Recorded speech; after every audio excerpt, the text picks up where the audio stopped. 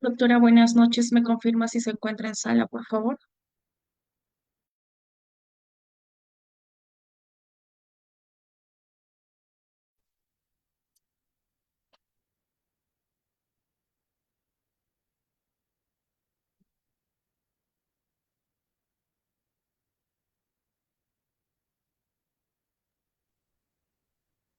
Doctora, buenas noches. ¿Me confirma si está en sala? Buenas noches, sí estoy en sala. Voy a dar inicio, por favor. Ok. Muy buenas noches, estimados participantes. Les saluda Diana, asesora académica del Centro de Capacitación Galeno CIP. Bienvenidos al curso del Diplomado Fisioterapia Cardiopulmonar, curso Aerosol Terapia, Humidificación y Oxigenoterapia. El ponente a cargo del curso es la doctora Michelle Escobar Paz.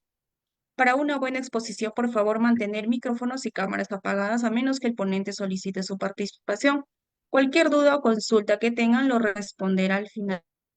Asimismo, para todos los participantes que desean adquirir el material, clase grabada y certificado, les dejo mi contacto en el chat, esperando que el curso sea de su agrado. Le doy el paso al ponente. Buenas noches. Muy buenas noches, muchas gracias, Dianita. Bueno, vamos a dar inicio a la ponencia de esta noche denominada aerosolterapia, humidificación y oxigenoterapia, ¿no? Enfocándonos en lo que serían las patologías respiratorias. Bueno, vamos a dar inicio a esta ponencia.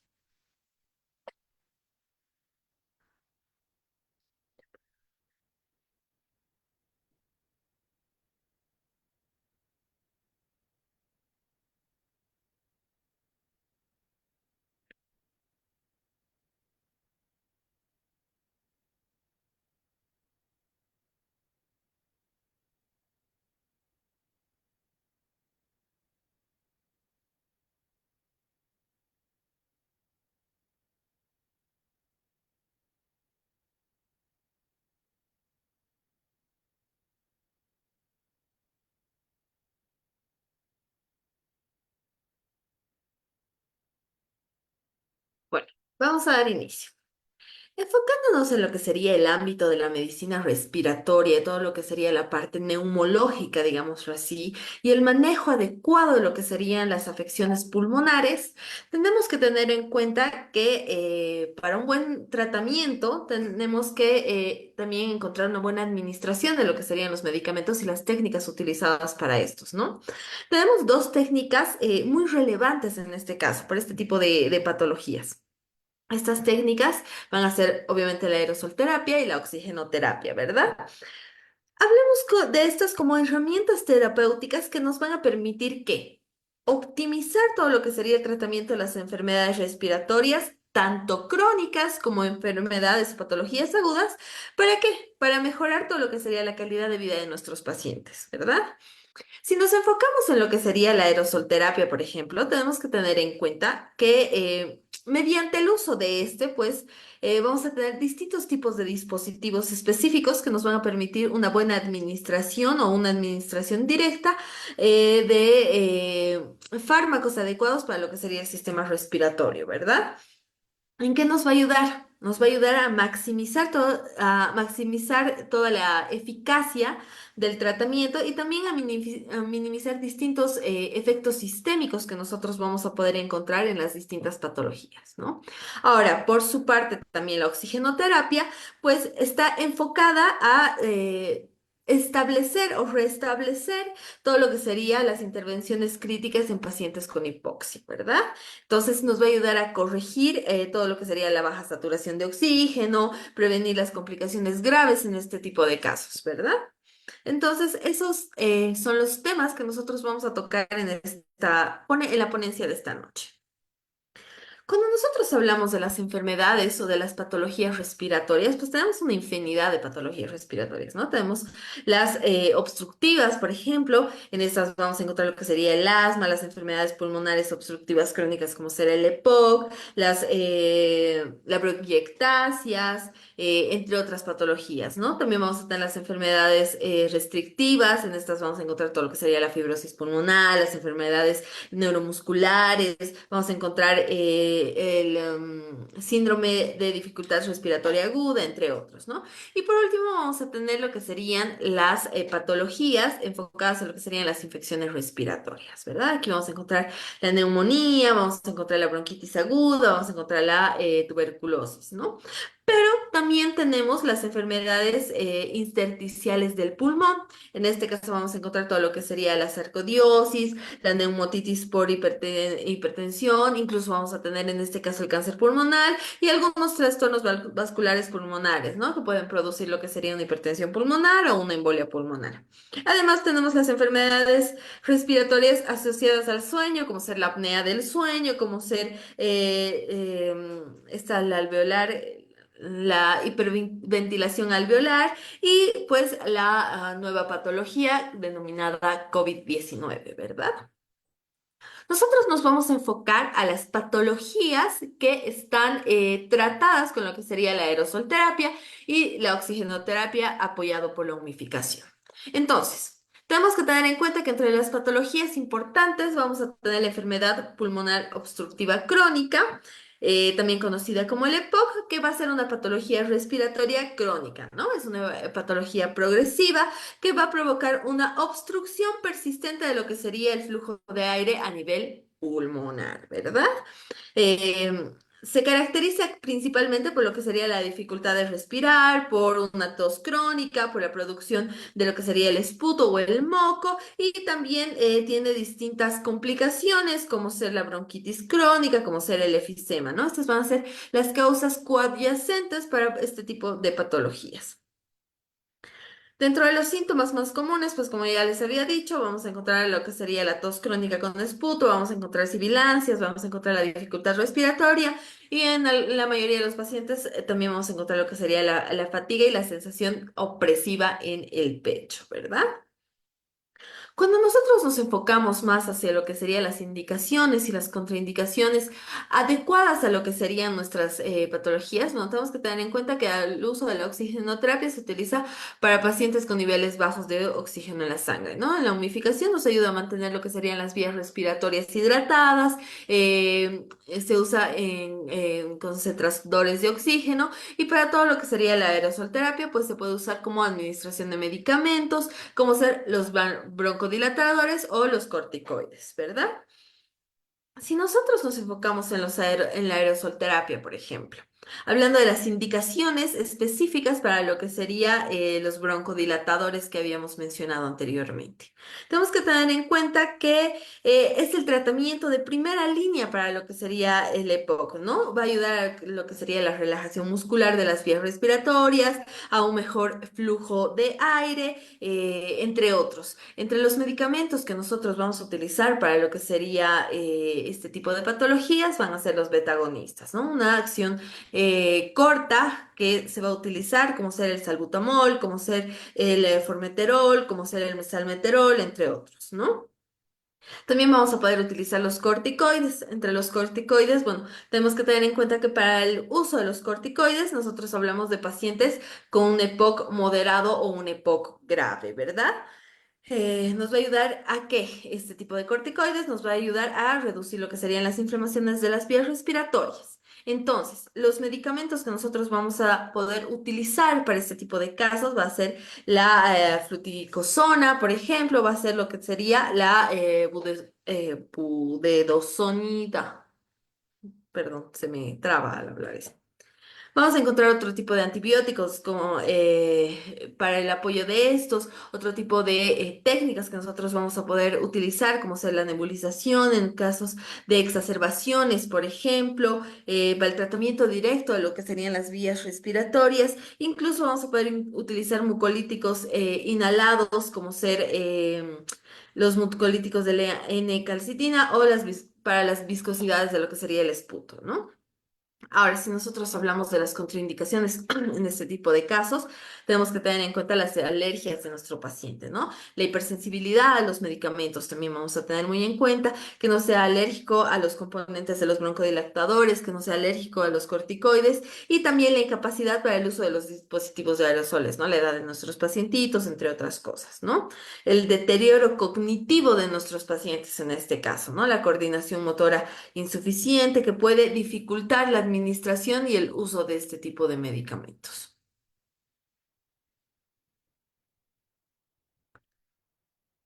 Otra de las patologías comunes que nosotros vamos a tener en este tipo de casos es el asma, ¿no? Que es el asma es una enfermedad crónica del sistema respiratorio que se va a caracterizar ¿por qué? Se va a caracterizar por la inflamación y la obstrucción reversible de lo que serían las vías respiratorias, ¿verdad? Entonces, lo que va a dificultar el flujo de aire hacia lo que serían los pulmones y va a producir lo que sería una obstrucción que va a causar ¿qué? Una irritabilidad de los bronquios, que va a causar una irritabilidad de lo que serían las vías respiratorias, o sea, estas vías respiratorias se van a estrechar y pues va a haber un desencadenamiento de lo que sería este tipo de patologías, ¿no? Dentro de sus características más comunes que nosotros vamos a poder encontrar en este tipo de patologías va a ser la inflamación crónica de las vías respiratorias, va a ser la hiperreactividad bronquial, donde las vías respiratorias responden de una forma tenaz, exacerbada de lo que serían los factores desencadenantes, ¿no? ¿A qué? A los alérgenos, a lo que serían las infecciones, a lo que sería el ejercicio y el aire frío, ¿verdad? También vamos a encontrar lo que sería la obstrucción reversible, a diferencia de lo que sería el EPOC, por ejemplo, la obstrucción en el asma es más reversible, ¿no? No tenemos tantas complicaciones como se va a presentar en el EPOC. Dentro de la sintomatología que nosotros vamos a poder encontrar en esta patología, pues vamos a encontrar lo que sería la dificultad respiratoria, las sibilancias, la presión en el pecho y la tos, ¿verdad? Generalmente este tipo de patologías se desencadenan en diferentes ejercicios físicos, por la contaminación del aire, nosotros sabemos, ¿no? Por el humo, los gases irritantes, el aire frío, los factores emocionales también pueden ser factores que van a coadyuvar este tipo de patologías, ¿no? El estrés, la ansiedad, entre otros. Cuando nosotros nos enfocamos a lo que serían las indicaciones y las contraindicaciones que vamos a poder utilizar en lo que sería el uso de nuestras técnicas, por ejemplo, en la aerosolterapia, se va a usar como una administración de medicamentos inhalados, como ser los broncodilatadores o los esteroides, ¿verdad? En la humidificación, pues es útil para mantener lo que serían las vías respiratorias hidratadas y reducir lo que sería la irritación, ¿verdad? Y en lo que sería nuestra oxigenoterapia, pues se puede considerar en los casos más graves donde se presente lo que sería la hipoxia, ¿no? Hablando de las indicaciones en los broncodilatadores de acción corta, por ejemplo. Aquí vamos a utilizar como un medicamento de rescate, digámoslo así, durante lo que serían las crisis asmáticas, el salbutamol, la terbutalina, como inhaladores fijos, ¿no? Uno de los medicamentos más utilizados. Ahora, dentro de los broncodilatadores de acción larga, por ejemplo, vamos a tener lo que sería el formaterol o el salmeterol, donde son indicaciones que nosotros vamos a tener a largo plazo, ¿no? Lo podemos combinar con lo que serían los corticoides inhalados en pacientes con asma crónico, ¿verdad? Vamos a utilizar también lo que serían estos corticoides, como ser la budesonida, que se me traba demasiado, o lo que sería la fluticasona, ¿para qué? Para ayudar a qué? A reducir lo que serían estas inflamaciones de las vías respiratorias y prevenir, digámoslo así, lo que serían las exacerbaciones, ¿verdad? Entonces, tenemos lo que serían los corticoides, tenemos lo que serían los broncodilatadores de acción corta, los broncodilatadores de acción rápido y también tenemos lo que serían los antileucotrienos, ¿verdad? Aquí vamos a encontrar lo que serían los medicamentos de administración en aerosol que van a reducir todo lo que serían las inflamaciones y los síntomas asmáticos, ¿verdad? Si nosotros nos enfocamos en lo que serían, por ejemplo, las contraindicaciones, tenemos que tener en cuenta las alergias de nuestros pacientes, la hipersensibilidad, como habíamos dicho anteriormente, a lo que serían los medicamentos, el uso inadecuado de lo que sería el tratamiento de la aerosolterapia, por ejemplo. Generalmente este tipo de tratamientos nosotros lo utilizamos en pacientes pediátricos, ¿verdad? Entonces aquí tenemos que tener eh, en cuenta el buen uso de nuestros pacientitos al momento de realizar sus inhalaciones, ¿no? Las enfermedades infecciosas respiratorias también tenemos que tener muy en cuenta que es una contraindicación importante para lo que sería este tipo de técnicas a nivel de lo que sería el asma, ¿no? Aquí, si bien hay una infección respiratoria activa, pues algún tipo de medicamento no va a ser óptimo para lo que sería el tratamiento de esta, ¿no? Ahora, si nosotros nos enfocamos en lo que sería la oxigenoterapia, por ejemplo, en este tipo de pacientitos, aquí tenemos que saber que para lo que sería el asma, nosotros utilizamos la oxigenoterapia en pacientes con hipoxia severa, ¿verdad? En algunos casos va a haber exacerbaciones graves de lo que sería el asma, va a causar lo que sería una disminución de los niveles de oxígeno. Entonces, al haber la disminución de lo que serían los niveles de oxígeno en sangre, pues ya utilizamos lo que sería la oxigenoterapia. ¿Para qué? Para mantener una buena saturación de oxígeno, una saturación de oxígeno adecuada en nuestros pacientes. Además, va a haber algunas exacerbaciones agudas que están prescritas, digámoslo así, como situaciones de emergencia, ¿verdad? Donde vamos a utilizar este tipo de técnicas para un tratamiento más más eficaz, más directo. Ahora, entre las contraindicaciones para poder realizar la oxigenoterapia, pues tenemos que tener en cuenta la hipercapnia, ¿no? En pacientes que tengan hipercapnia en el asma también hay problemas de lo que sería el dióxido, donde no vamos a encontrar lo que serían los precursores del CO2, ¿no? El descompensamiento respiratorio, las enfermedades pulmonares subyacentes también van a ser contraindicaciones para lo que sería el uso de la oxigenoterapia. Otra de las patologías comunes que nosotros vamos a poder encontrar o vamos a poder hacer este tipo de técnicas como ser la aerosolterapia y la oxigenoterapia es la fibrosis quística, ¿no? ¿Qué es la fibrosis quística? Bueno, esta es una patología genética crónica, ¿verdad? Esta va a afectar principalmente a lo que serían los pulmones y el sistema digestivo y se va a caracterizar ¿por qué? Por la producción de un moco espeso, de un moco pegajoso que obstruye todo lo que serían las vías respiratorias y los conductos pancreáticos, ¿verdad? Entonces, dentro de las características principales de lo que sería este tipo de patologías, tenemos la producción de moco espeso, la disfunción pancreática, los trastornos de distintos órganos, como ser los órganos del intestino delgado, de lo que sería el sistema reproductivo, incluso de lo que sería el hígado, ¿verdad? Ahora, hablando de los síntomas que nosotros vamos a poder encontrar en este tipo de patologías, pues aquí vamos a ver los problemas respiratorios, como ser la tos con persistencia de esputo espeso, lo que serían las sibilancias, la dificultad para respirar y las frecuentes infecciones pulmonares que el paciente vaya a presentar, ¿no? A nivel neumológico. Ahora, si hablamos a nivel digestivo, pues igual va a haber un dolor abdominal, va a haber diarrea crónica, va a haber gases gaseosos y incluso la facilidad de ganar peso, ¿no? Y algunas otras sintomatologías que nosotros vamos a poder encontrar en estos tipos de pacientes, como serían las sudoraciones excesivas y además las sudoraciones saladas, ¿no? Esto se puede tener, ¿por qué? Por un sabor notable, lo que sería salado debido a que a las alteraciones de regulación del sodio y del cloro.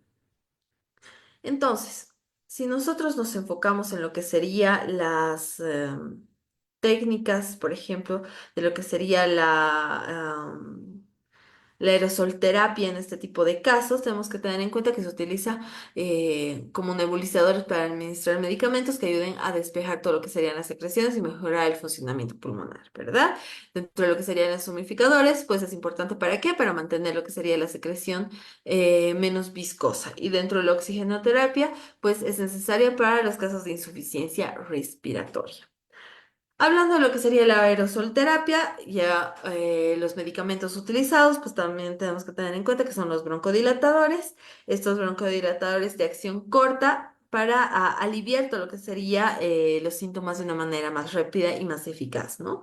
Se utilizan en episodios agudos o exacerbaciones y los fármacos utilizados aquí van a ser la terbutalina en primer caso y el salbutamol como tratamiento de apoyo. Dentro de lo que serían los broncodilatadores de acción larga, aquí vamos a encontrar lo que sería el formaterol o el salmeterol, van a ser para lo que sería el control a largo plazo y se van a administrar regularmente para mantener lo que serían las vías respiratorias abiertas. Y dentro de los corticoides, ya habíamos hablado anteriormente de lo que sería la fluticasona, que está indicado en pacientes con una bronquitis crónica o una bronquitis severa, ¿no? Pacientes que presenten exacerbaciones frecuentes que puedan reducir las inflamaciones de lo que serían las vías respiratorias a través de este tratamiento, ¿no? Y también vamos a tener como fármacos de apoyo, lo que serían los mucolíticos y los expectorantes, aquí como la N-acetilcisteína que nos va a ayudar a producir lo que sería, a reducir lo que sería la producción de moco excesivo y los mucolíticos inhalados que pueden ayudar a reducir todo lo que sería la viscosidad del esputo, ¿no? Así vamos a ayudar a facilitar lo que sería la eliminación de estos. Dentro de las contraindicaciones, como anteriormente, las alergias, la hipersensibilidad a los medicamentos, las infecciones respiratorias activas y el uso inadecuado de los dispositivos, ¿no? Ahora, si nosotros nos enfocamos en lo que sería la oxigenoterapia, por ejemplo, tenemos que tener en cuenta, igual que lo vamos a utilizar si va a haber una hipoxia crónica, ¿verdad? En exacerbaciones graves, en exacerbaciones agudas que pueden provocar lo que sería una disminución significativa de lo que sería la oxigenación o lo que es, para ello nosotros vamos a utilizar la oxigenoterapia. ¿Dónde va a estar contraindicado, por ejemplo? Vamos a utilizarlo o va a estar contraindicado, mejor dicho, en pacientes con hipercapnia, ¿no? Y también en pacientes con una descomposición respiratoria severa. ¿Qué quiere decir esto? Que va a presentar una bronquitis crónica descompensada, o sea, que va a haber una disminución de lo que sería la evolución y también va a haber exacerbaciones aumentadas, ¿no? Ahora, entre las patologías comunes también vamos a encontrar lo que sería la neumonía, ¿no? Esta neumonía es una infección de causa inflamatoria y que puede ser en un solo pulmón o puede ser en ambos pulmones, ¿verdad? Las infecciones que puede causar una variedad de agentes, tanto patógenos, también virus o también bacterias, incluso podemos decir que se puede causar por hongos o parásitos y pues tiene una variabilidad de leve, grave y severa, ¿no? Incluso este tipo de patologías pues son patologías mortales, ¿no? Especialmente en la población infante, en la población pediátrica, ¿no? Y también en los pacientes de la tercera edad. Dentro de las causas más comunes vamos a encontrar la neumonía bacteriana, por ejemplo, donde vamos a encontrar el Streptococcus pneumoniae, que es una de las causas más comunes, ¿no? Dentro de los virus vamos a encontrar el virus de la influenza, el virus de lo que sería el VRS y el coronavirus, ¿verdad? Y bueno, como ya habíamos dicho anteriormente, los hongos y los parásitos. Dentro de la sintomatología principal para este tipo de patologías vamos a tener la fiebre elevada, acompañada de escalofríos, vamos a tener lo que sería la tos seca, productiva, con esputo de tipo verde o amarillo, que incluso puedes llegar a ser sanguinolento, ¿verdad? Dificultad respiratoria, como ser la disnea, el dolor en el pecho, la fatiga y la debilidad, y también lo que sería las apneas del sueño, ¿no? Dentro del diagnóstico, pues ya habíamos dicho anteriormente, para este tipo de diagnósticos, lo que sería una radiografía de tórax, análisis de lo que sería el esputo, un cultivo de sangre, entre otros, ¿no? Ahora, si nosotros nos enfocamos en las indicaciones y contraindicaciones para lo que serían nuestras técnicas como la oxigenoterapia, la aerosolterapia y la humidificación, pues enfocándonos en lo que sería la oxigenoterapia, por ejemplo. Tenemos que tener en cuenta que puede ser necesaria en casos de hipoxia severa, como ya habíamos dicho anteriormente, la humidificación para mantener lo que serían las vías respiratorias hidratadas y facilitar la eliminación de las secreciones y la aerosolterapia que se utiliza para administrar los medicamentos inhalados, ¿verdad? Dentro de lo que serían las indicaciones de la oxigenoterapia en la neumonía, por ejemplo. Si nosotros hablamos de una hipoxia severa, hablamos de niveles de oxígeno en sangre más bajos, menores a lo que sería el 90%, ¿no? Un 93% en reposo o un 90% disminuido en lo que sería reposo o a esfuerzo en un 93%, 95%. ¿no? Entonces, la oxigenoterapia es esencial para que sería mejorar lo que sería la oxigenación en sangre, ¿no? Y prevenir lo que sería la hipoxia severa. Ahora, hablando de lo que sería una neumonía grave, por ejemplo, tenemos que tener en cuenta que estos casos, pues frecuentemente se van a presentar con una dificultad respiratoria significativa, ¿no? Entonces, tenemos que tener en cuenta que la oxigenoterapia nos va a ayudar a qué? A mantener una saturación adecuada, ¿verdad? Y bueno, las contraindicaciones son las mismas que en las anteriores patologías, la hipercapnia, la descomposición respiratoria, entre otros. Si nosotros nos enfocamos ahora en lo que sería la aerosolterapia, tenemos que tener en cuenta que vamos a utilizar los broncodilatadores y los corticoides como en las anteriores patologías, siendo de primera elección. En este caso, los y pratropios, que van a ser los broncodilatadores, que van a acompañar a lo que sería la obstrucción bronquial significativa, ¿no? O sea, son bronquiodilatadores inhalados que pueden ayudar a mejorar lo que sería el flujo de aire y aliviar los síntomas respiratorios. Y obviamente también vamos a utilizar lo que sería el salbutamol. Dentro de lo que serían los corticoides, pues en la neumonía van a combatir todo lo que serían las inflamaciones, ¿no? Van a ayudar a lo que serían las complicaciones de la bronquitis y también podemos utilizarlos en lo que sería la liberación de las vías respiratorias, ¿no? Enfocándonos en lo que sería la nebulización de los medicamentos, tenemos que tener en cuenta que se puede hacer en los casos en los que se requiere una administración de fármacos más directa. Ahora, las contraindicaciones igual, hipersensibilidad, las alergias, el uso inadecuado del dispositivo, las infecciones respiratorias graves, ¿verdad? Dentro de lo que sería el síndrome de dificultad respiratoria aguda, tenemos que tener en cuenta que es una condición grave en la que hay una inflamación y una acumulación de líquidos en los alvéolos pulmonares, ¿verdad?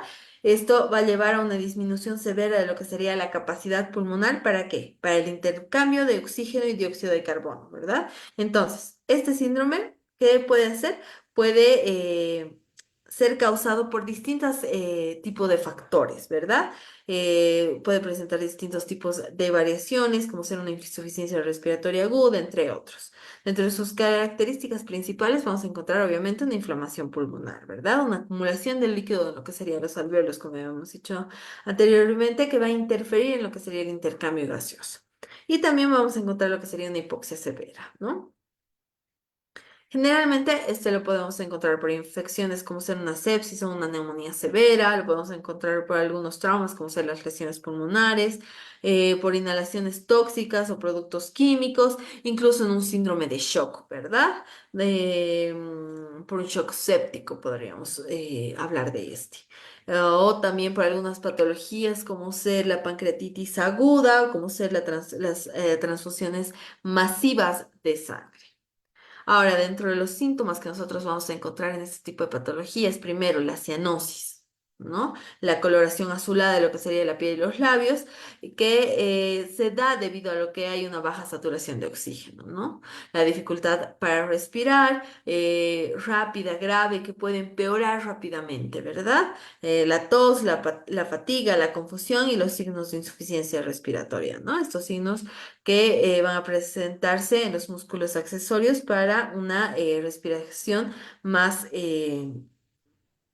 retraccionada, digámoslo así, pero a la vez más rápida.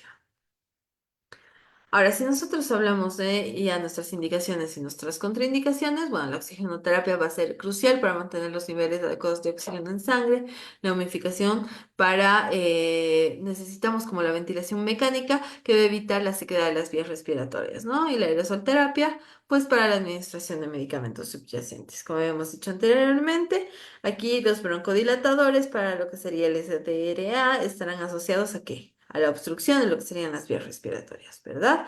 Entonces aquí tenemos que utilizarlo generalmente para los broncoespasmos, ¿no ve? O para lo que serían nuestras congestiones bronquiales. Aquí el fármaco de primera elección va a ser la terbutalina, ¿verdad? Y obviamente también nos podemos apoyar del salbutamol.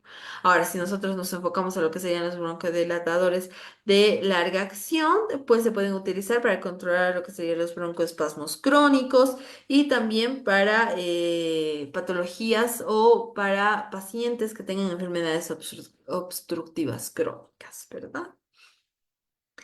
Y también vamos a utilizar los mismos corticoides que anteriormente nosotros habíamos mencionado para lo que serían las inflamaciones bronquiales, ¿verdad? Ahora, si nosotros nos enfocamos en las contraindicaciones, pues aquí vamos a utilizar para lo que serían las infecciones respiratorias graves, ¿no? Los aerosoles, la aerosolterapia, mejor dicho, puede ser efectiva ¿para qué? Para exacerbar todo lo que serían las infecciones respiratorias en casos de lo que sería un síndrome de dificultad respiratoria, ¿verdad? Y también, bueno, como habíamos dicho anteriormente, el uso inadecuado de lo que serían nuestros dispositivos y lo que serían nuestras condiciones que requieran un manejo más específico, ¿no? O sea, suele requerir una ventilación mecánica o un tratamiento más específico de lo que sería nuestra aerosol terapia, ¿verdad? Ahora, enfocándonos en la oxigenoterapia, por ejemplo, tenemos que enfocarnos, como en las otras patologías, a lo que sería nuestra hipoxia severa, ¿no? La ventilación mecánica, que va a ser en muchos casos una administración junto a lo que sería tanto la ventilación mecánica como la oxigenoterapia para proporcionar un soporte respiratorio adecuado y controlar la oxigenación sanguínea de nuestro paciente, ¿no? Dentro de las contraindicaciones, como ya habíamos dicho anteriormente, hipercapnia severa, descomposición respiratoria grave, entre otros, ¿no? Entonces, estas serían las patologías principales en las que nosotros vamos a utilizar este tipo de tratamientos, ¿verdad? Ahora, hablando de lo que serían la administración de lo que serían los aerosoles y el manejo de los dispositivos de inhalación. Tenemos que tener en cuenta que la aerosol terapia es una técnica de tratamiento que se utiliza ¿para qué? Para la administración de los medicamentos en una forma particular, ¿no? ¿En qué forma? En forma de partículas finas en el aire, o sea, en los aerosoles, que van a tratar todo lo que serían las infecciones respiratorias, ¿verdad? Entonces, ¿cuál sería nuestra vía de administración? Va a ser una vía de inhalación, ¿no? Esa es la vía de elección. Generalmente esto lo vamos a utilizar para patologías como ser el asma, ¿verdad? Dentro de las ventajas, pues va a facilitar todo lo que sería el acceso al sistema broncoalveolar, acción más directa y más rápida a menos dosis y menos efectos adversos, ¿verdad? La efectividad de la terapia es inhalada a través de una técnica correcta, ¿no? Tenemos dispositivos de inhalación, técnicas de administración y todo lo que sería la administración del paciente y la familia y la revisión técnica. Entonces, si nosotros hablamos de lo que serían nuestros tipos de aerosoles, por ejemplo, tenemos que tener en cuenta que tenemos los inhaladores de dosis media, ¿no? Estos inhaladores de dosis media, que son dispositivos que liberan una dosis medida de medicamento en lo que va a formar un aerosol y tienen una acción de depósito coordinada, digámoslo así. O sea, es una acción de inhalación y liberación de lo que sería nuestro aerosol. También vamos a tener lo que serían los inhaladores en polvo seco, que van a ser dispositivos que van a liberar medicamentos en polvo, ¿verdad? No requieren una coordinación de activa, pero sí una inhalación fuerte y una inhalación rápida. Y por último vamos a tener lo que serían los nebulizadores, que van a ser los dispositivos que van a convertir tanto los medicamentos líquidos en una fina niebla o en una nube va a ser inhalada a través de lo que sería la mascarilla bronquial y pues es utilizada generalmente en pacientes con una bronquitis, ¿no? La edad en la que más utilizamos pues son en los pacientes pediátricos, ¿no? Los medicamentos más comunes que nosotros vamos a utilizar son los broncodilatadores de acción corta, de acción larga, los corticoides inhalados y los mucocolíticos y expectorantes, ¿verdad? Entonces, si nosotros hablamos de los dispositivos del fármaco que nosotros vamos a utilizar, tenemos que tener en cuenta el tamaño de las partículas, ¿verdad? Los inhaladores y nebulizadores van a presentar lo que serían los aerosoles en partículas. El tamaño óptimo va a ser de 1 a 5 micras para que puedan instalarse y dilatar todo lo que serían los alvéolos y los bronquiolos. van a presentar lo que sería un mejor seguimiento. ¿Por qué? Porque va a haber un flujo respiratorio más bajo y una apnea en lo que sería un flujo respiratorio más bajo en las apneas y lo que sería las post de inhalaciones. Dentro de lo que serían los flujos altos de las partículas grandes, pues aquí vamos a ver grandes vías respiratorias y todo lo que sería la parte de la orofaringe, ¿no? Hablando de lo que sería el calibre y la anatomía de las vías aéreas, si nos enfocamos en los niños pequeños, el dispositivo pulmonar va a ser 1/10 al adulto, ¿no? En los lactantes, pues va a ser por respiración nasal, donde vamos a aumentar lo que serían las vías altas y vamos a disminuir en las vías pulmonares. En el asma, el calibre basal va a ser más pequeño y va a haber una alteración de lo que sería la absorción. Si hablamos de lo que sería la velocidad de emisión, va a haber una disminución de la velocidad, pero va a haber un aumento de lo que sería la velocidad, pero un impacto de las vías aéreas superiores. Entonces, apnea post-inhalación, más o menos 10 segundos, aumentando lo que sería la sedimentación de lo que es nuestro fármaco, ¿no? El volumen de aire inhalado se va a enfocar en lo que sería la respiración profunda o la respiración homogénea, donde va a haber una penetrabilidad positiva de lo que sería el fármaco en el paciente.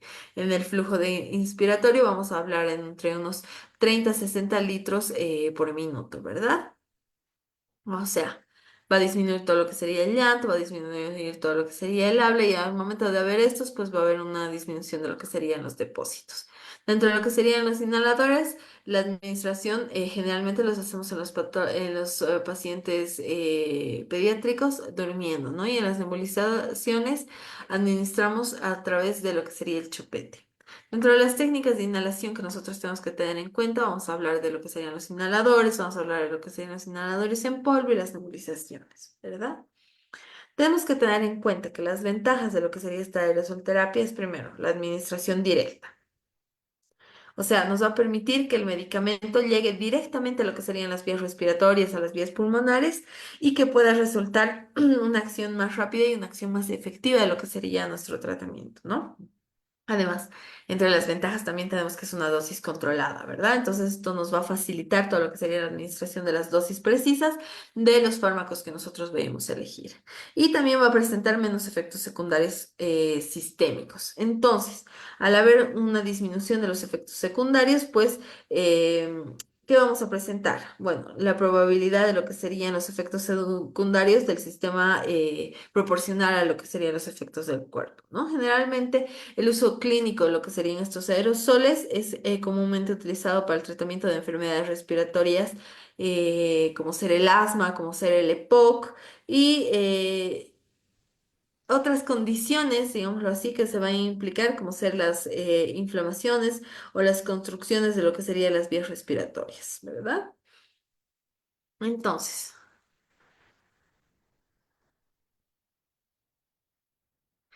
¿cuál sería el sistema de inhalación de lo que serían los aerosoles? Tenemos que tener en cuenta para saber lo que es el sistema de inhalación de los aerosoles, que es un sistema de administración de medicamentos de una forma de partículas finas directamente hacia los pulmones, ¿verdad? Principalmente es un sistema de inhalación que se puede presentar como inhaladores de dosis media, que se puede presentar como nebulizador en chorro tipo jet.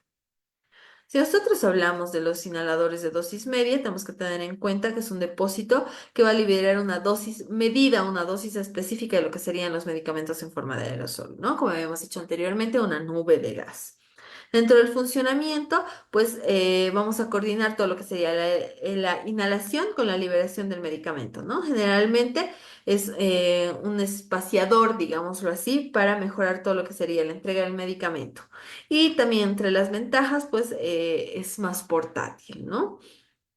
Va a permitir que la dosis sea precisa. Ahora, entre las desventajas que nosotros vamos a poder encontrar es que requiere coordinación entre las acciones de lo que sería la inhalación y el inhalador, ¿verdad? O sea, hacer rápidamente el puff para poder inhalar en ese momento, ¿no? Y que no se vaya por los costados todo lo que sería el medicamento.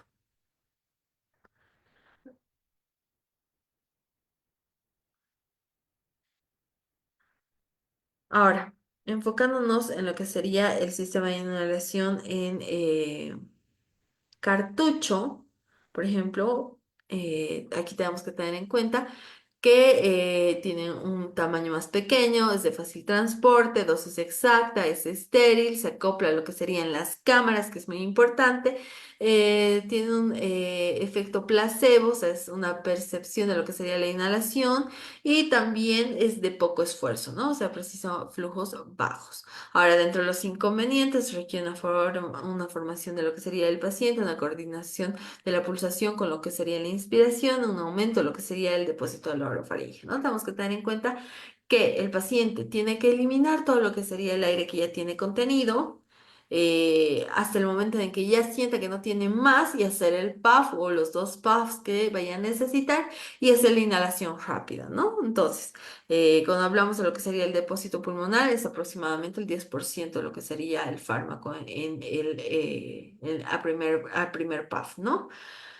Importante agitar porque puede cambiar lo que sería la dosis y en algunos no tiene un contador de dosis, o sea, tiene un efecto de freno frío.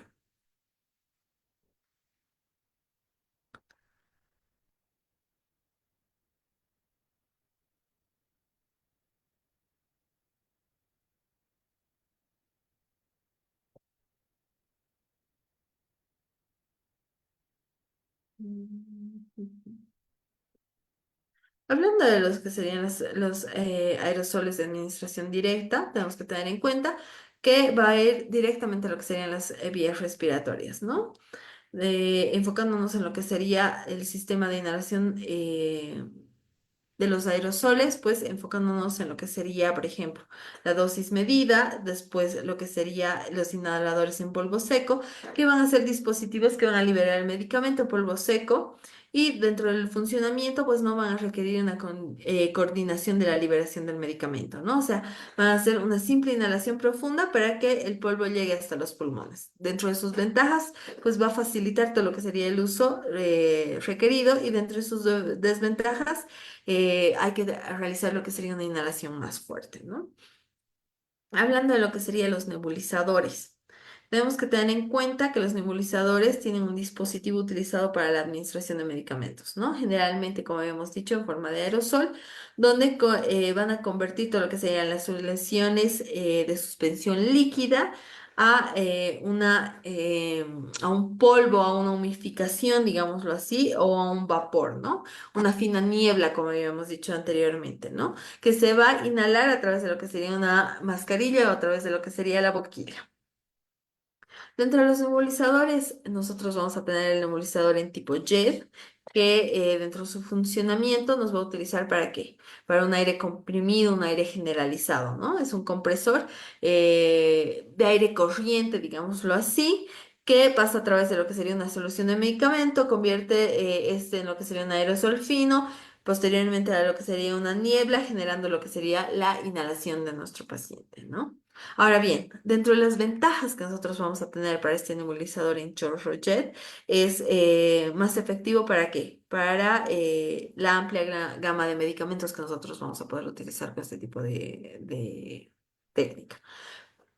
Pero entre sus ventajas es, obviamente no es portátil, entonces el paciente tiene que ir al servicio de emergencias para que pues, se lo vaya a realizar.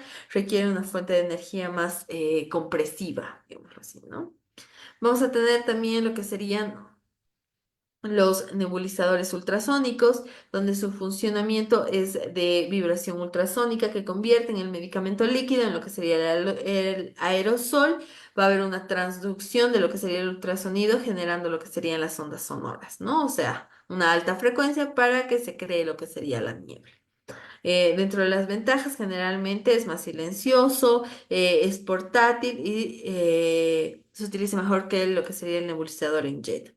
Dentro de sus desventajas, pues es digámoslo así, no se utiliza para toda la gama de medicamentos que nosotros tenemos, ¿verdad? Eso es para medicamentos específicos. También tenemos lo que serían los nebulizadores en malla, que se utilizan para todo lo que sería la malla vibratoria, para fortalecer lo que serían los medicamentos líquidos a través de los pequeños orificios, produciendo, si bien lo que sería la niebla fina, también se puede llamar lo que sería una niebla en malla o lo que sería el metal polímero, ¿verdad? Sus ventajas. pues es compacto, es silencioso, es eficiente para una serie de medicamentos, pero entre sus desventajas, uno, el costo, porque es excesivamente elevado, y que hay varios tipos de nebulizadores que son más accesibles y más fáciles de obtener, ¿no?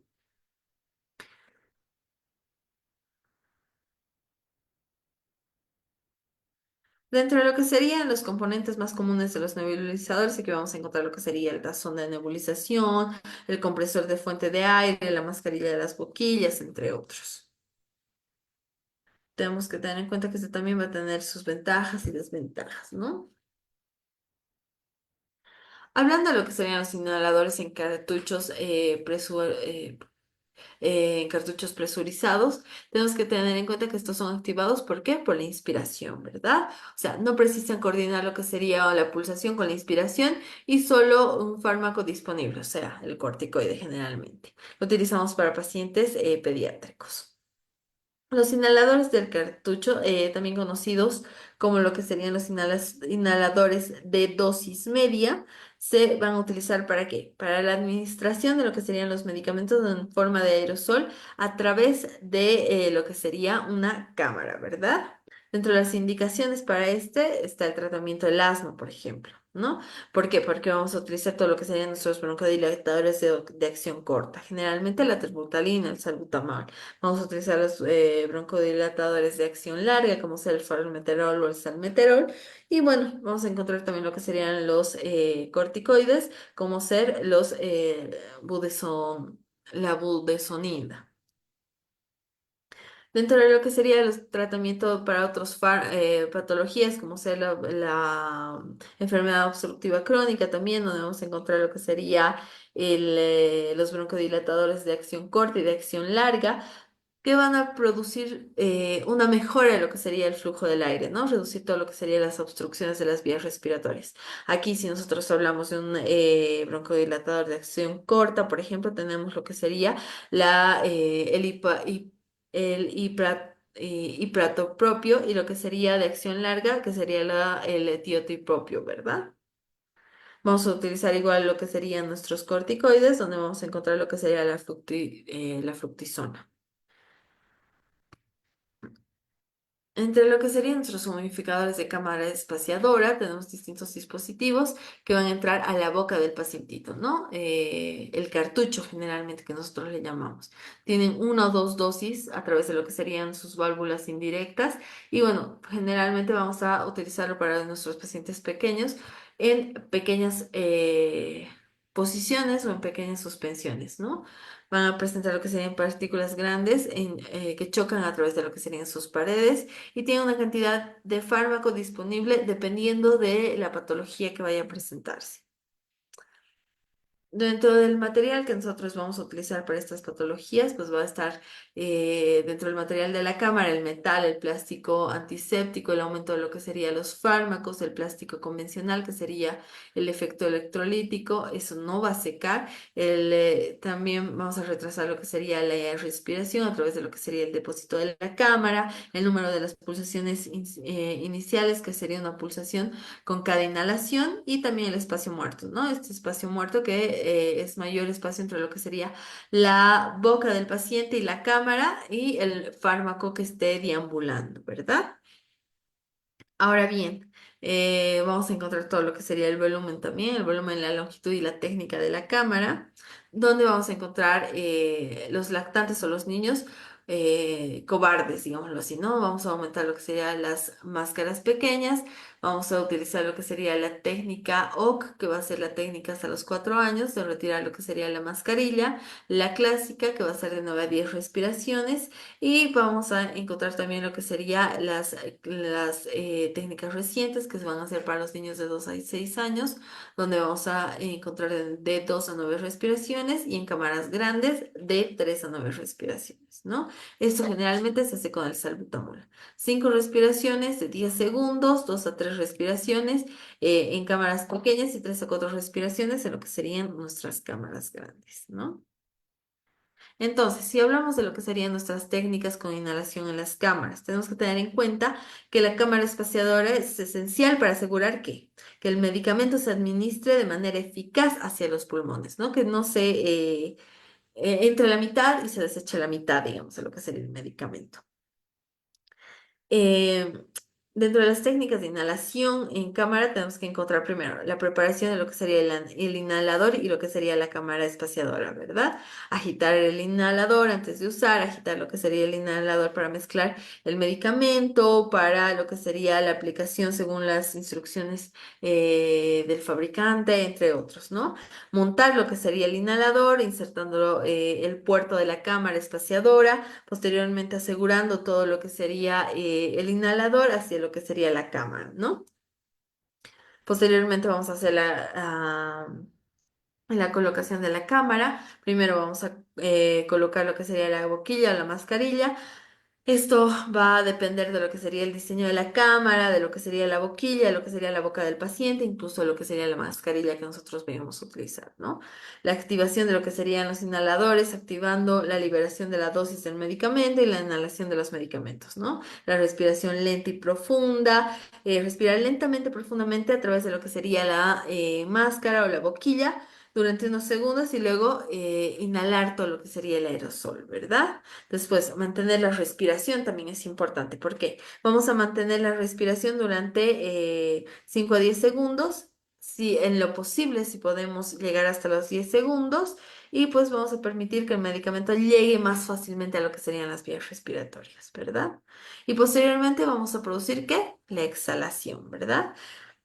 Esta exhalación tiene que ser suave, tiene que ser lenta, sin forzar y justamente esperando los 5 a 10 segundos después de la inhalación. Posteriormente hacemos la repetición, esperamos, repetimos después de lo que sería 30 segundos después de la primera dosis, ¿no? Un minuto después de lo que sería la primera dosis. Y ya después realizamos lo que sería la limpieza y el mantenimiento de lo que sería la cámara, ¿no? ¿Para qué? Para verificar una mejor inhalación en la siguiente utilización. Ahora bien, dentro de las ventajas y desventajas que nosotros podemos tener de lo que serían estas cámaras de inhalación, dentro de las ventajas, pues va a simplificar lo que serían las técnicas, ¿no? La pulsación y la inspiración, pues va a ser más fácil, más factible, lo que sería el mayor depósito pulmonar, menor depósito del impacto de la orofaringe y la variedad de lo que serían los dispositivos y los materiales que tenemos para la administración, ¿no? Ahora, los inconvenientes que nosotros vamos a poder encontrar, la incompatibilidad de lo que serían las cámaras y el dispositivo como inconveniente de primera generación, ¿no? Hay que realizar lo que sería la limpieza periódica de nuestra cámara, el efecto electrostático y también la mayoría no tienen una finalización adecuada, ¿no? O sea, es a un solo uso. Los inhaladores en polvo seco, estos inhaladores son dispositivos que nosotros vamos a utilizar para la administración de los medicamentos de polvo fino, ¿no? Estos van a ir enfocados directamente hacia lo que serían los pulmones, ¿no? Se utilizan generalmente para propulsar, digamos así, la coordinación entre lo que sería la inhalación y la activación del fármaco y también son inhaladores de dosis media, como habíamos dicho anteriormente, ¿no? Dentro de sus funciones, pues van a ser una liberación de lo que sería el medicamento, ¿no? Eh, Generalmente el paciente inhala lo que sería el flujo de aire, generando lo que sería la inhalación rápida, una inhalación profunda y el polvo va a llegar hacia lo que serían las vías pulmonares. Ahora, en este caso nosotros no vamos a requerir lo que sería un propulsor, ¿verdad? A diferencia de lo que serían nuestros nebulizadores, por ejemplo.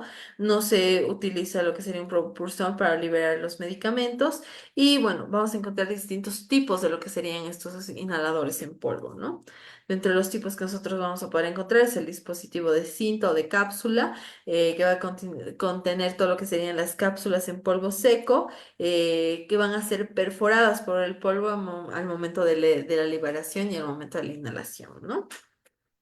Los dispositivos en dosis multidosis, por ejemplo, que van a almacenar varias dosis de lo que sería el medicamento en un solo dispositivo y se liberan una dosis cada vez que se acciona o se realiza lo que sería la inhalación.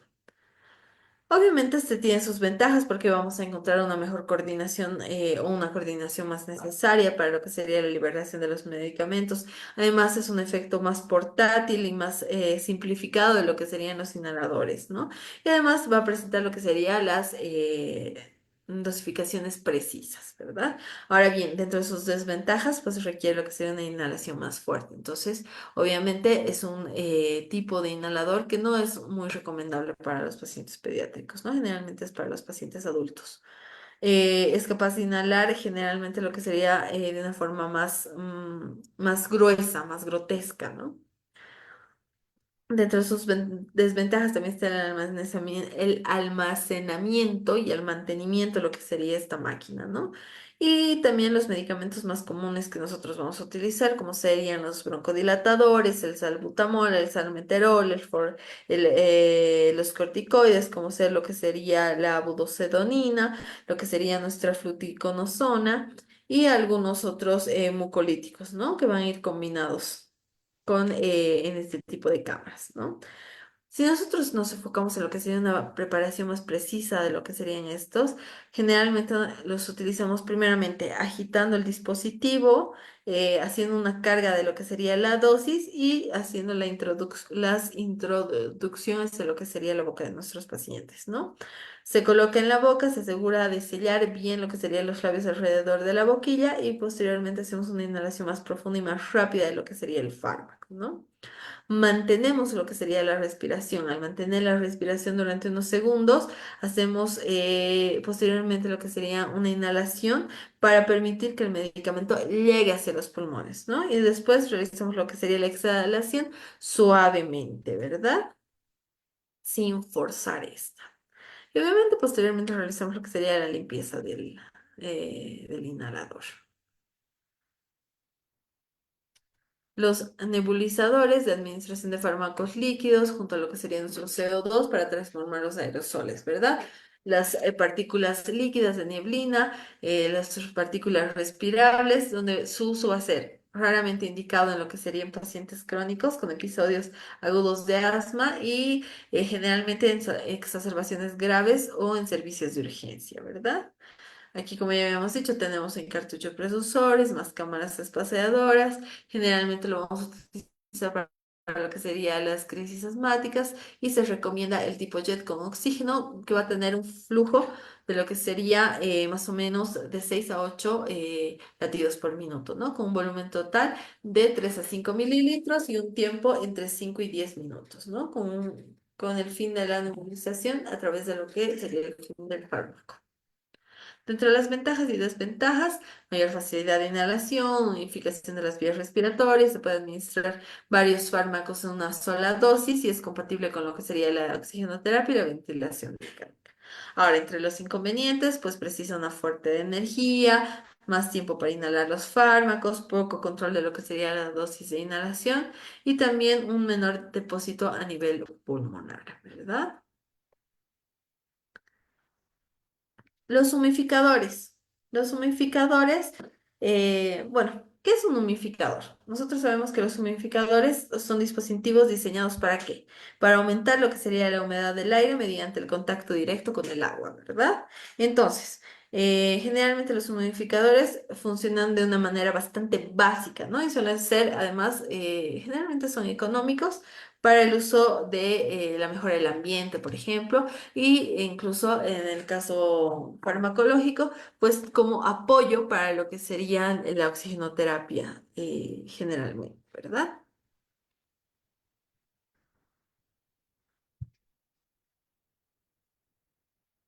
Entonces, dentro de sus objetivos principales es proporcionar más agua tópica a lo que serían las vías respiratorias, evitando las lesiones que puede provocar la mucosa cuando se respira aire seco, ¿verdad? Los humidificadores buscan prevenir lo que sería la pérdida de agua, lo que sería la fluidez para lo que sería la secreción del sistema respiratorio, como también humidificar todo lo que serían los ambientes secos. Tenemos que tener en cuenta que tenemos distintos tipos de humidificadores, ¿no? Dentro de los humidificadores que nosotros podemos encontrar están los humidificadores simples o de contacto. Estos humidificadores Son dispositivos diseñados para aumentar todo lo que sería la humedad del aire mediante el contacto directo con el agua. Funcionan de una manera más básica y suelen ser más específicos para lo que serían los dispositivos en cámara, ¿no? Podemos modificarlos agregándoles calor, agregándoles algunos tipos de aceites, entre otros, ¿no? Generalmente se utiliza con una temperatura significativa, con un aumento de lo que sería la temperatura del agua y al aumentar el volumen del agua, el calor del agua, pues también hay movimiento de lo que serían las partículas, ¿no? Aumenta todo lo que serían las partículas, provocando que estas partículas de vapor de agua se desprendan y sean más evolucionadas, digamos. Dentro de lo que serían sus funciones básicas, generalmente es la evaporación por contacto, ¿no? Cuando hablamos de lo que serían los dispositivos, generalmente va a constar de lo que sería un dispositivo de agua, un mecanismo que va a permitir que el agua entre lo que sería un buen contacto con el aire y pueda a su vez, pues, amoldar todo lo que sería este tipo de compresión para que se absorba como una esponja y también se humedezca todo lo que sería el contacto del agua con el aire y se produzca lo que sería el vapor, ¿verdad? Generalmente estos no tienen componentes electrónicos complejos y están diseñados para un uso más simple, ¿verdad? Su diseño generalmente puede incluir lo que sería el depósito de agua, donde se genera un llenado manual habitualmente. Esa agua se va evaporando a medida que se va utilizando o a medida que se va teniendo un contacto superficial expuesto con lo que sería agua y aire, ¿verdad? No controlamos la humedad, los humidificadores simples de contacto suelen tener lo que sería el control avanzado ajustado, ¿no? Generalmente nosotros lo utilizamos a 2 litros, ¿verdad? Tienen un bajo costo entre sus ventajas y también son bastante fáciles de usar, ¿no? No requieren lo que sería una inhalación complicada ni un mantenimiento complejo, eso es lo bueno. Ahora, dentro de sus desventajas, pues tienen una eficiencia limitada. ¿Por qué? Porque comparan todo lo que sería la humificación de este tipo de humificadores con otros más estilizados, ¿no? Más eficaces. Tienen una falta de control y un mantenimiento más manual, ¿no? Tienen además lo que sería un uso en espacios pequeños. Es dentro de las complicaciones más comunes que podemos utilizar, es que no se puede utilizar de manera casera, ¿no?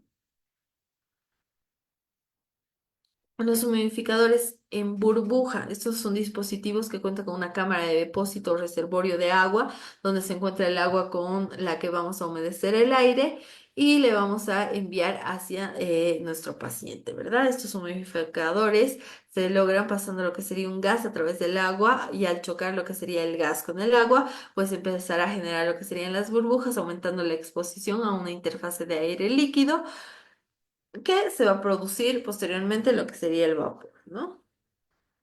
Dentro de los humidificadores que nosotros tenemos en forma de burbuja, tenemos lo que sería el humidificador de burbuja de frío y el humidificador de burbuja caliente, ¿verdad? Estos humidificadores se utilizan generalmente con función generando lo que serían las burbujas, ¿no? Una compresión de aire pequeño, una compresión de bomba de aire que se introduce a través de lo que sería un reservorio o un depósito de aire a través de lo que sería el agua, donde se va a liberar todo lo que serían las burbujas, ¿no? Como habíamos dicho, entre los tipos de humidificadores que tenemos es el humidificador de burbuja fría, son relativamente sencillos, son fiables y tienen un depósito de unidades desechables, ¿no? Tenemos los humidificadores fríos a gas que presentan un tubo sumergido en lo que sería el agua y este rompe las pequeñas burbujas para producir lo que sería la evaporización, ¿no? La temperatura de ambiente, lo que sería el gas, solo se proporciona aerosol a un 50% y la humidificación necesaria para lo que sería el cuerpo del paciente, ¿no? Los humidificadores de burbuja caliente pues van a proporcionar una humidificación de un aumento de temperatura del gas, ¿no? O sea, va a haber un reservorio que va a producir lo que sería un desprendimiento de las partículas más fácilmente a lo que sería la superficie del agua, ¿verdad? Estos van a presentar lo que sería una válvula de supresión que va a llegar a explotar con lo que sería una presión excesiva. Vamos a encontrar lo que serían estos humidificadores de burbuja que generalmente van a ser utilizados para lo que serían los centros de emergencia, para lo que serían los sectores postoperatorios, ¿no? Dentro de lo que serían sus desventajas, bueno, es un método que puede originar una resequedad o una irritación de lo que serían las membranas mucosas cuando se utilizan durante un periodo significativo. ¿Esto qué quiere decir? Pues durante 24 horas, durante 48 horas, ¿no? Los humidificadores de burbuja no humidifican adecuadamente lo que sería el gas a grandes velocidades de flujo y esto va a producir que haya un riesgo asociado a lo que sería una humidificación que se rellene con un agua estéril que pueda llegar a ser colonizada por bacterias. Dentro de lo que sería la modificación artificial, tenemos que tener en cuenta la estructura, la funcionalidad y la fisiología de nuestros pacientes, ¿no? La pérdida de lo que sería la función cilíndrica, la interrupción de lo que sería el escalo muscular y esto va a producir lo que sería la retención secretatoria, ¿no? Al de la destrucción de lo que sería los cilios, pues va a haber un taponamiento de lo que sería la mucosa de las vías respiratorias y va a haber una desencadenación de lo que serían las glándulas mucosas, ¿no? Dentro de su funcionalidad un aumento de la viscosidad y dentro de su fisiología, pues vamos a encontrar lo que sería una atelectasia. Hay dos tipos de humidificaciones que nosotros vamos a realizar, ¿no? La humidificación pasiva y la humidificación activa. Nosotros tenemos que tener en cuenta que va a haber intercambios entre lo que sería la humedad pasiva y la humedad activa, enfocándonos a lo que sería el calor inspirado, la humedad de la paciente y la regresión de lo que sería la inspiración, ¿no? La aparición eléctrica también, la fuente de agua suplementaria, y lo que serían las narices artificiales, entre otras cosas. Esto le quiere decir las pompas nasales, entre otras cosas, ¿no? Aquí vamos a ver distintos casos, esto lo van a poder observar más cuando se les envíe el tema, las características específicas de los distintos humidificadores, ¿no? Los puntos de los humidificadores positivos, donde va a haber un tipo más eficaz, un 70, un 80% de lo que sería la humedad inspiratoria de lo que sería nuestro enfermo. Las contraindicaciones utilizadas para lo que sería la humidificación, que va a incluir todo lo que sería la secreción sanguinolenta densa o una hipotermia mayor a lo que sería los 32 grados, ¿no? Además, pacientes con manguito de taraquia inapropiados para lo que se debe utilizar la humidificación positiva y también influidos a lo que sería el agua ocluyente dentro de lo que sería el filtro, ¿verdad? El sistema de humidificación activo, que va a contribuir a todo lo que sería un aumento del calentador, el reservorio de agua, la cantidad del control terapéutico, entre otros, ¿no?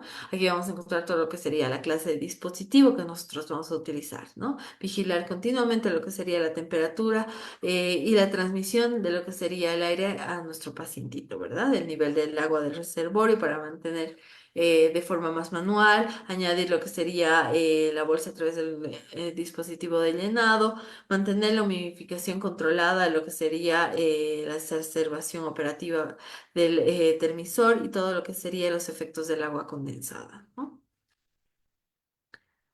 Ahora sí, ya yéndonos a lo que sería nuestra oxigenoterapia. ¿Qué es la oxigenoterapia? Bueno, sabemos que la oxigenoterapia es el uso del oxígeno adicional para tratar el manejo de diversas condiciones médicas, ¿no? Dentro de sus objetivos es mejorar la oxigenación en sangre, reducir el trabajo respiratorio y prevenir las complicaciones, ¿no? Además de mejorar lo que sería la calidad de vida de nuestros pacientes. Entonces, sabemos que la oxigenoterapia es una administración de oxígeno con fines terapéuticos en concentraciones más elevadas de la existencia de la mezcla de gases en el ambiente, ¿verdad? El oxígeno es un gas inoloro, incoloro, inspirado que es poco soluble en lo que sería el agua, ¿no? Contribuye a un 21% de lo que sería el aire obtenido en las destilaciones fraccionadas de sí mismo.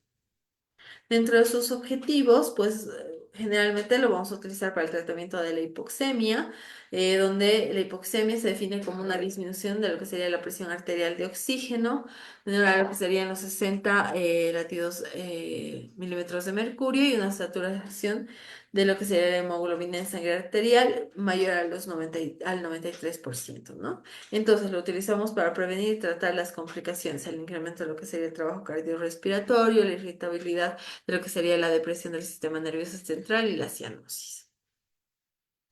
Las estrategias y las condiciones, generalmente la oxigenoterapia es óptima y requiere generalmente lo que sería la ventilación pulmonar, lo que sería la concentración y saturación de lo que sería la hemoglobina y el gasto cardíaco adecuado, ¿verdad? Tenemos que tener en cuenta que dentro de sus indicaciones de la hipoxia aguda tenemos lo que sería la hipoxia arterial de las indicaciones más frecuentes y la hipoxia tisular o hipoxemia, ¿no? Aquí vamos a hablar dentro de la hipoxemia arterial, las enfermedades como el EPOC, el asma, la telectasia, la neumonía, el mal de altura, las fístulas arteriovenosas, el tromboembolismo pulmonar, entre otros, ¿no? Pero si nos enfocamos a lo que sería la hipoxemia tisular sin hipoxia, ahí ya tenemos la anemia, lo que sería la intoxicación por cianuro, el estado de hipermetabolismo, entre otros, ¿no? Y la hipertensión marcada, entre otros. Ahora, la sintomatología que nosotros vamos a encontrar para lo que sería la hipoxia es a nivel de lo que sería el sistema nervioso central, en un nivel leve o moderado, la confusión, la agitación, a un nivel más severo, letargio, ¿no? A nivel de lo que sería el sistema cardíaco, en una forma leve o moderada, vamos a encontrar lo que sería la taquicardia, la hipertensión, la extrasístole, ¿no? En una forma más severa, pues bradicardia y hipotensión. A nivel respiratorio, disnea, taquipnea, aumento del trabajo respiratorio, ¿no? Y a nivel más severo, aumento de lo que sería la disnea y la taquipnea y posible bradipnea, ¿no? A través de lo que sería la piel, pues vamos a encontrar lo que sería la frialdad, la palidez y en algunos casos más complejos lo que sería la cianosis. Tenemos que tener en cuenta que la toxicidad de oxígeno es el uso de lo que sería el FiO2 en muy altas concentraciones, ¿no? Esto va a producir lo que sería la telectasia, la absorción de lo que sería la toxicidad del oxígeno. Aquí esto se va a presentar en lo que sería una fibroplastía retroarticular, las convulsiones tónico-clínicas y la disminución progresiva de lo que sería la hemoglobina, ¿verdad? La administración, hablando de lo que sería la administración de la oxigenoterapia, por ejemplo, tenemos que tener en cuenta que eh, lo vamos a utilizar con una administración conveniente a lo que sería el oxígeno necesario para nuestro paciente, ¿no? La fracción de inspiración de lo que sería el oxígeno o el FiO2 para nuestros pacientes, adecuado a la concentración o a la proporción de oxígeno de la mezcla, ¿no? El aire inspirado, el volumen corriente, lo que sería el paciente de 500 mililitros, por ejemplo, que va a estar compuesto por 200 mililitros de oxígeno y un FiO2 al 50%, ¿no? Nosotros tenemos que tener en cuenta que va a haber dos tipos de sistemas, ¿no? De administración, el sistema de bajo flujo y el sistema de alto flujo. Cuando hablamos del sistema de bajo flujo, pues va a proporcionar, generando lo que sería una oxigenoterapia, que se refiere a un método de administración de oxígeno proporcional a lo que sería la cantidad limitada de oxígeno, ¿no? Aquí generalmente lo vamos a utilizar a través de lo que serían las cánulas nasales, ¿no? Las características principales del sistema de bajo flujo es el flujo de oxígeno, el rango bajo por lo general. Generalmente la administración de oxígeno de flujo que va de 1 hasta 6 litros por minuto, ¿verdad? Dependiendo de lo que sería el dispositivo y la necesidad de nuestros pacientes.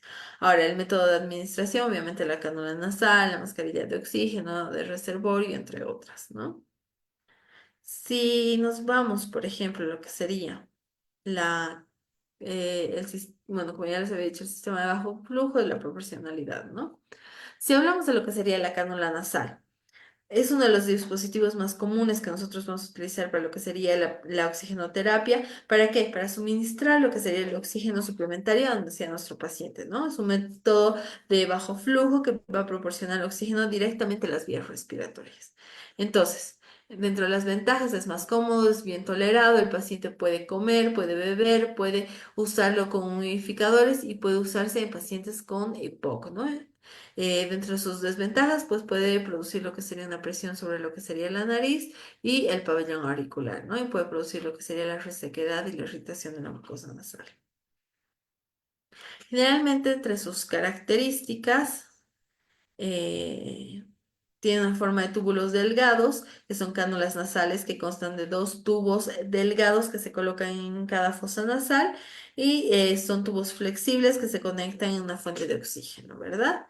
Estos van a ser ajustados hacia las orejas con un dispositivo que se coloca detrás de lo que serían las orejas para mantener el tubo en el lugar adecuado dentro de la nariz, ¿no?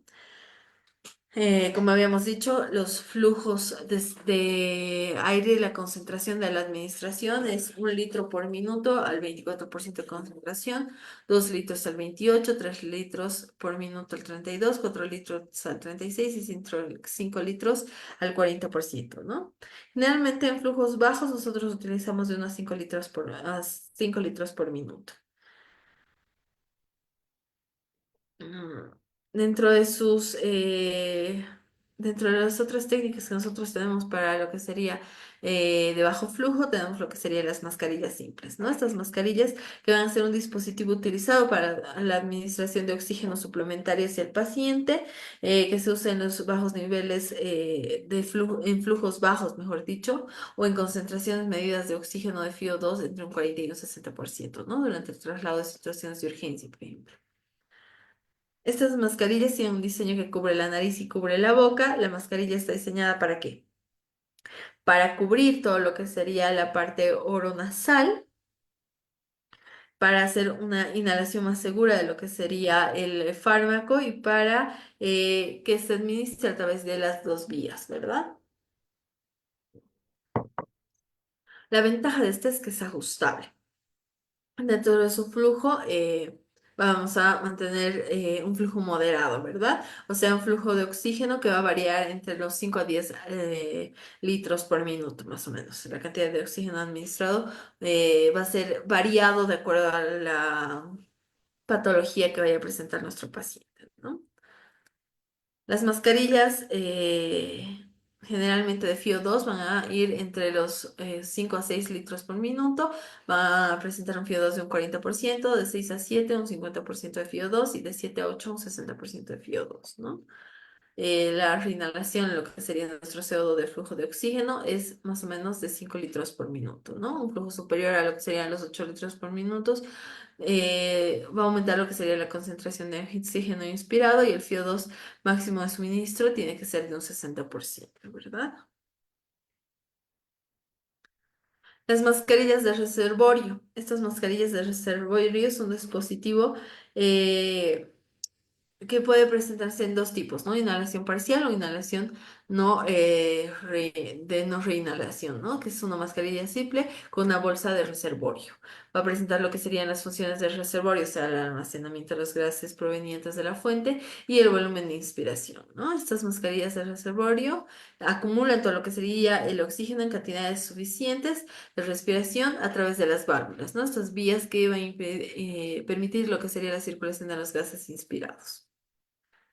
Aquí podemos ver las mascarillas de reservorio de reinhalación parcial, donde vamos a permitir un FiO2 mayor a lo que sería un 60% en una hipoxia moderada o una hipoxia severa, ¿no? Dentro de sus desventajas, el flujo insuficiente que se debe inhalar de lo que sería el CO2. Y la mascarilla de no reinhalación, donde su ventaja es que va a haber un aumento de 0,8% de lo que sería el FiO2 o una hipoxemia severa, ¿verdad? Sus desventajas requiere lo que sería una revisión correcta del funcionamiento de las válvulas, poco tolerante para algunos pacientes con hipoxia y la dificultad de los que sería las expectoraciones, ¿verdad? Aquí la diferencia entre lo que serían las mascarillas de reservorio de reinhalación y lo que sería la de reinhalación parcial, ¿no? Como podemos ver, la concentración de lo que sería el CO2, las válvulas de salida, eh, entre otros. Y el sistema de alto flujo, que es el sistema de flujo total de lo que sería el gas suministrado en un equipo suficiente para qué, para proporcionar la totalidad del gas de inspiración, ¿verdad? Este va a ser un sistema cerrado de generalmente donde vamos a utilizar lo que sería la máscara de Venturi o el casco de cefalo para lo que serían los sistemas abiertos de tubo T o la tienda fácil. Dentro de lo que serían los sistemas de alto flujo, por ejemplo, nosotros vamos a tener lo que sería el sistema de flujo que puede suministrarse en tasas desde los 20 hasta los 60 litros por minuto, ¿no? Dependiendo de lo que sería el dispositivo y la necesidad del requerimiento de nuestros pacientes, ¿no? El sistema de oxígeno de alto flujo también, que va a ser dispositivos especializados para lo que sería el aire y el oxígeno, y este puede ser ajustable a través de lo que serían nuestras cánulas nasales, ¿no? Además, vamos a utilizar lo que serían las mascarillas de Venturi, que van a ser específicas para lo que sería el sistema de alto flujo, ¿verdad? Estas mascarillas de Venturi, que son dispositivos utilizados para lo que sería la oxigenoterapia, donde su característica es generalmente el diseño, ¿no? La máscara de Venturi eh, presenta lo que sería un sistema que va a incluir tanto la máscara que se ajusta sobre la nariz y sobre la boca del paciente, va a presentar lo que serían los adaptadores de Venturi, que tiene varios tipos de adaptadores de diferentes colores y un diseño proporcional a lo que serían las concentraciones específicas tanto del oxígeno mezclado como del oxígeno en aire, ¿no? Dentro de los efectos que nosotros vamos a poder tener para lo que sería el funcionamiento del sistema de Venturi, se utiliza principalmente lo que sería el flujo de oxígeno de alta velocidad. Y esto se va a utilizar a través de lo que sería el tubo de estrechamiento de la presión negativa, ¿verdad? O sea, que dentro de las ventajas vamos a tener una concentración precisa, nos va a permitir un buen ajuste y una buena concentración y vamos a tener el control de lo que sería el flujo, ¿verdad? Nos va a ofrecer que haya un control más preciso de lo que sería el flujo de oxígeno y las concentraciones parciales de la administración, ¿verdad? Dentro de las desventajas, obviamente el confort de nuestro paciente es hablando comparativamente, digámoslo así, con otro tipo de diseños, pues este es más incómodo, ¿no? Dentro de los flujos de oxígeno limitado, generalmente se utiliza con un flujo que va a variar entre los 4 y los 12 litros por minuto y no puede ser superficial a lo que sería la necesidad de oxígeno en extremidades altas. Como podemos ver aquí, el sistema de alto flujo de Venturi se presenta por colores, presentando lo que sería un FIO 2 en el color azul, en tono 24, y un flujo de oxígeno de latidos por minuto 4, ¿no? Va a haber un flujo total de lo que sería el gas de 72, en el amarillo de 28 llegando a 66, en el blanco de 31 llegando a 72, en el verde de 35 llegando a 72, en el rosado de 40 llegando a 60 y en el anaranjado de 50 llegando a 40, ¿no? El tubo T, que va a ser proporcional a lo que sería el alto grado de humedad, y se utiliza en tubos endotraqueales generalmente, ¿no? Es la extensión de lo que serían las chimeneas funcionales para lo que sería el sistema de recirculación parcial, ¿no? Esto va a mantener todo lo que sería la colocación y la disminución de lo que sería el FiO2. Además, mejorando el monitoreo, ajustando todo lo que serían las concentraciones a nivel de lo que sería la oxigenoterapia de nuestros pacientes, ¿no? Y por último, lo que sería el halo que se utiliza como el método de oxigenación para nuestros recién nacidos, nuestros lactantes, asegurándonos un FiO2 constante, permitiendo que este FiO2 esté entre un 35 y un 90% con un flujo de oxígeno de 5 a 10 litros por minuto, ¿no? Además que este no requiere humidificación. Bueno, aquí les estoy dejando un videíto para lo que sería este sistema de humidificación y si tienen alguna duda, váyanme la dejando en el chat.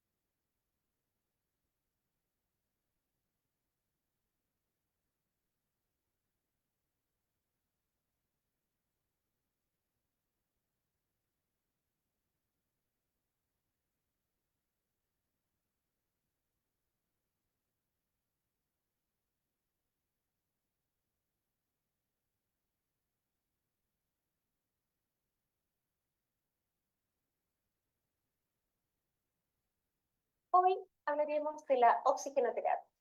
La oxigenoterapia es la administración de oxígeno a concentraciones mayores que las que se encuentra en el aire del ambiente, con la intención de tratar o prevenir los síntomas y las manifestaciones de la hipoxia. Objetivos: prevenir y o tratar la hipoxemia, mejorar la oxigenación, proporcionar apoyo ventilatorio de manera segura, favorecer la fluidificación de secreciones mediante atmósfera húmeda. Equipo necesario para el procedimiento: dispositivos de alto flujo, Ventimax; dispositivos de bajo flujo, bigotera; guantes de procedimiento para la realización del aseo de cavidades con un equipo especial;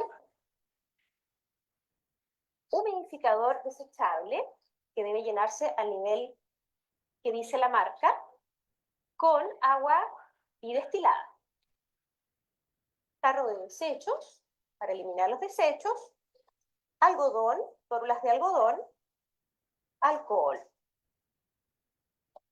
y la fuente de oxígeno. Para realizar la oxigenoterapia con dispositivo de bajo flujo o bigotera, lo primero que debemos realizar es identificar a la persona atendida y luego explicarle el procedimiento. Realizamos higiene de manos y colocamos a la persona atendida en posición Fowler. Si es necesario, realizamos aseo de cavidades y continuamos con el llenado del frasco humidificador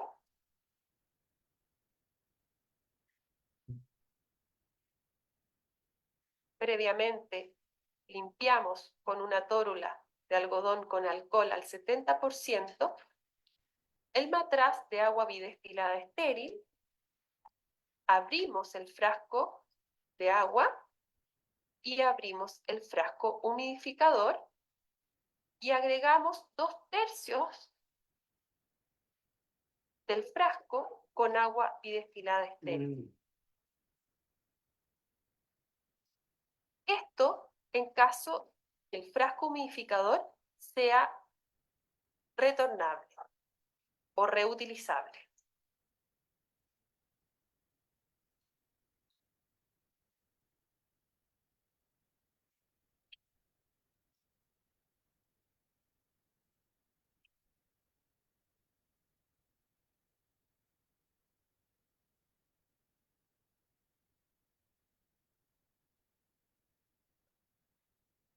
Cerramos el frasco humidificador y lo conectamos a un dispositivo de oxigenoterapia, en este caso, bigotera o naricera, la cual corresponde a un dispositivo de bajo flujo.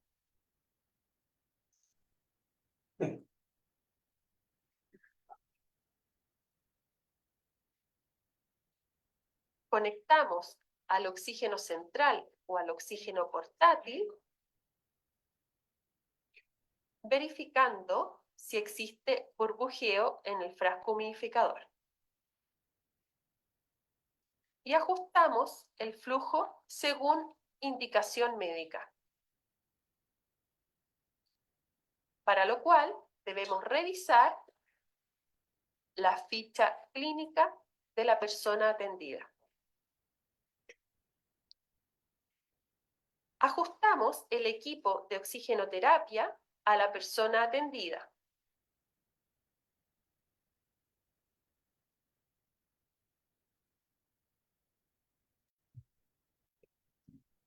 Importante ajustarlo detrás de las orejas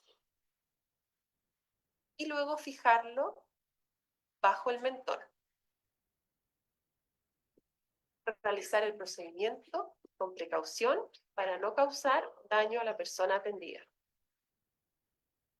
Dejamos cómoda a la persona atendida, retiramos el equipo de la unidad,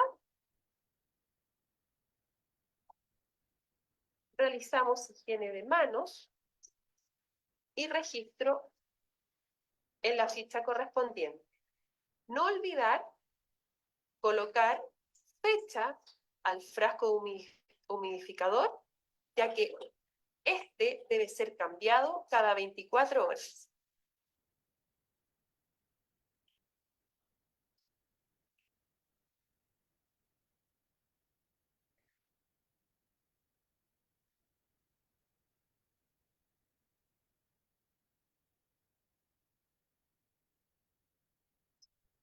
Para la realización de la oxigenoterapia con dispositivo de alto flujo, es necesario contar con los mismos equipos o materiales que para la realización de la oxigenoterapia de bajo flujo. Es decir, una bandeja con riñón, tijeras, el dispositivo de alto flujo a realizar, en este caso una mascarilla, guantes de procedimiento por si es necesario realizar una aseo cavidades previamente, tórulas con alcohol, tacho de desechos. Y además el frasco humidificador que ya está cargado con agua bidestilada estéril previamente. O lo realizamos en el momento de hacer el procedimiento. Una vez que completamos la realización o el equipo completo, vamos al paciente o a la persona atendida a explicarle el procedimiento y obviamente identificamos que sea la persona a la cual realizaremos el procedimiento. Importante verificar las indicaciones médicas para confirmar el flujo de oxígeno al cual tendremos que administrarle a la persona. Preparamos entonces el dispositivo y para la preparación tenemos que considerar que tenemos dos opciones. Una opción es, según la cantidad de flujo o de FiO2, administrar según la condición del paciente y obviamente según la indicación médica. Las opciones son las siguientes.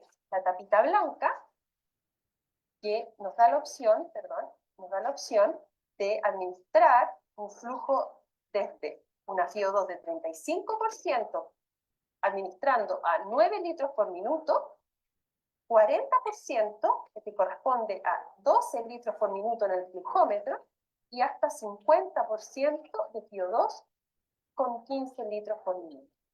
Esa es la opción con tapa blanca, es decir, cuando administramos oxígeno a mayores concentraciones. Pero también lo podemos hacer con la tapita verde, ¿cierto? Donde aplicamos oxígeno desde un 24% de FiO2 a 3 litros por minuto, 26% también a 3 litros por minuto, 28 a 6 litros por minuto y hasta 30% también a 6 litros por minuto. Una vez que decidamos la FiO2 según indicación médica, lo colocamos, en este caso, suponiendo que es una FiO2 del 35%, lo colocamos con la flecha hacia FiO2 indicada, lo conectamos a la mascarilla,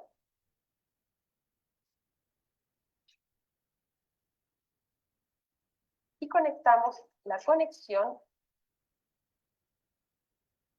hacia la fuente de oxígeno.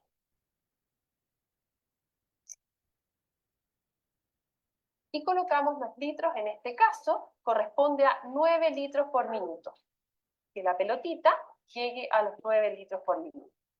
Una vez conectado y verificado que el equipo está funcionando correctamente, nos dirigimos a la persona atendida.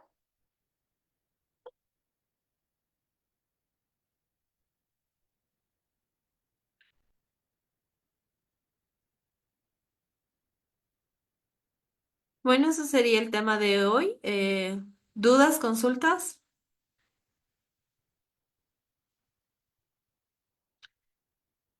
Bueno, si no hay más dudas, tengan una buena noche. Hasta una siguiente ponencia.